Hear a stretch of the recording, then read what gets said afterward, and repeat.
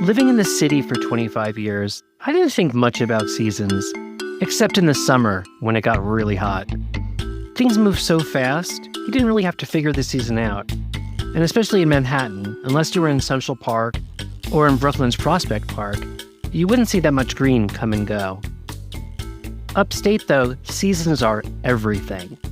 Fall is probably the #1 favorite season, with leaf peepers and apple picking, and so many festivals for sheep and wool and food and wine, to quirky ones just for garlic and pickles. But especially as the winters become more severe and longer, spring is certainly taking on new significance. There's more light, there's more time.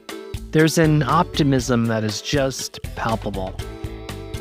Today, we're not just going to spring forward, as they say, but as I've learned through a special Cidiot listener and even sponsor of this episode, we're going to spring through.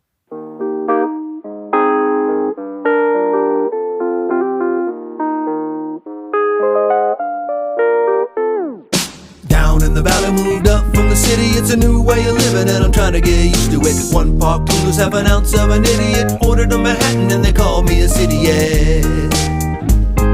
At first I hurt my feelings, but it's kinda got a ring to it. When you move to the country, they can tell when you're new to it.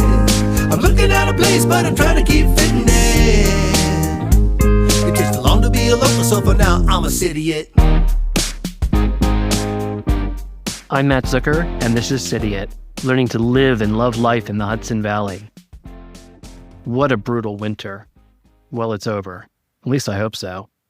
This is an episode about spring in the Hudson Valley and what to look forward to. Back in episode 17 called Spring Forward, which was my season 2 premiere. My guide to spring, though, is all about noticing it, saving it, and making the most of it. Number 1. The first way you'll notice that spring is here is the mud. So get out your muck boots or work boots or buy some if you don't have them. For us, we also hear the creek moving again, which is the most amazing melody. As the snow melts, the creek even rises. Number 2. Then there are the driveways. This is a country thing. Most of us don't have fully paved driveways, so you need to fix your driveway because of the mess from the gravel stones plowed during the winter. Number 3. You start to see the farmers markets move outside again. I hated going to indoor farmers markets, so I apologize to everyone if business was down because of me. I'm officially ending my boycott of the indoors. I'm ready for the sunshine. Brian's favorite farm stand when we lived in Tivoli was Montgomery Orchard Farm Stand, which opens up soon. Up here, there are a ton as well, including MX Morningstar, and if you remember in the healthcare episode, James Lauren raved about Sam Scott Orchards and the ice cream later in the summer. Number 4. Social lives seem to open up. What comes first are the fundraisers, and you start thinking socially and more extroverted. Do you have enough friends? New circles to create? My favorite spring event, sadly, no longer exists. Car soccer in Red Hook. On a huge town field on a Sunday in May, cars would compete with a giant plastic soccer ball. The goalies were excavators. The whole town would turn out to cheer and cringe at the cars banging into each other. Of course, there'd be a fire truck because inevitably a car would catch fire and another excavator would come out and have to put it out. It was my favorite real country event. I still have some clips. I'll put them up on Instagram. Number 5. Spring is also about projects. Get your garden ready, empty your septic tank, paint the house exterior. Brian and I bought a house last April that is all windows.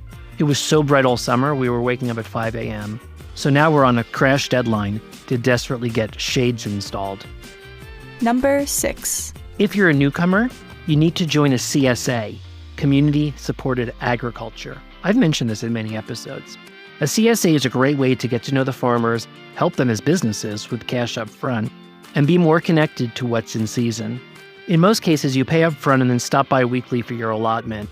We've been members of Great Song Farm, Hardy Roots Farm, and MX Morningstar.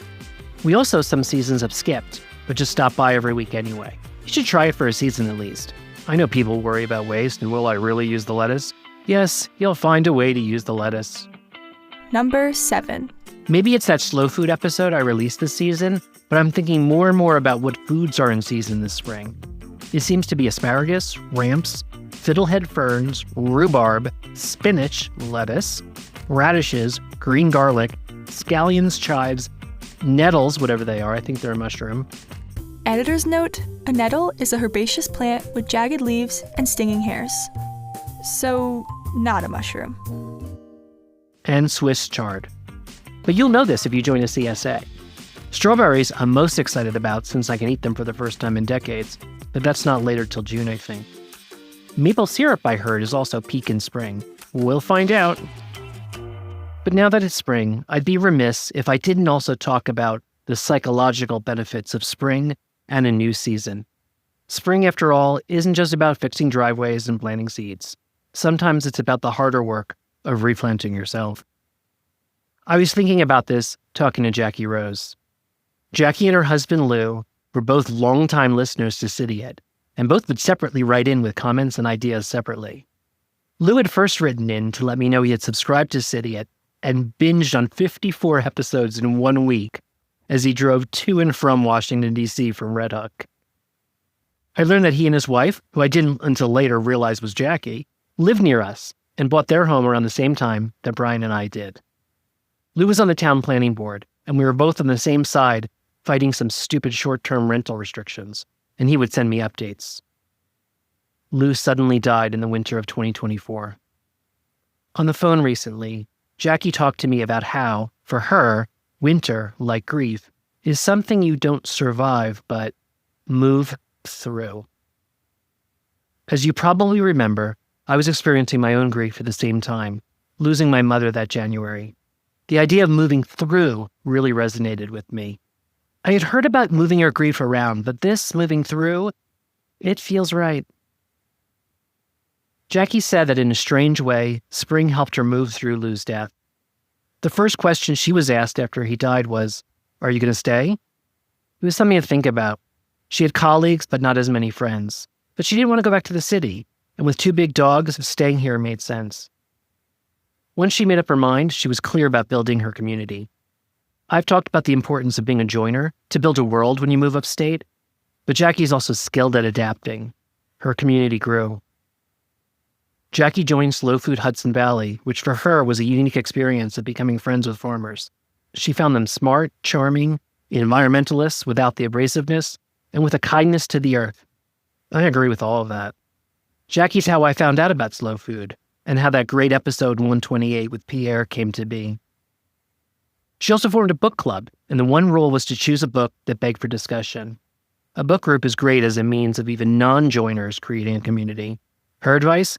Keep it small, so as to give everyone a chance to talk, and schedule the meetings around a wonderful meal. Spring, though, is just revitalizing. My life comes alive in spring and summer, Jacqui noted to me. People come for weekends to hang out and for the pool. This is my time, she said. In the end, this is where to be, for Jacqui and for me. Everything I need is in the Hudson Valley, Jacqui said, and I'm not sure I would have healed if I had moved somewhere else. Yes, I agree. Whatever your winter was like, spring heals. Thank you for making Cidiot the most awarded podcast in the Hudson Valley. And thank you, Jacqui, for both talking to me about this and for even sponsoring this special episode about spring. Your introduction of Slow Food Hudson Valley opened up a world for us and our listeners.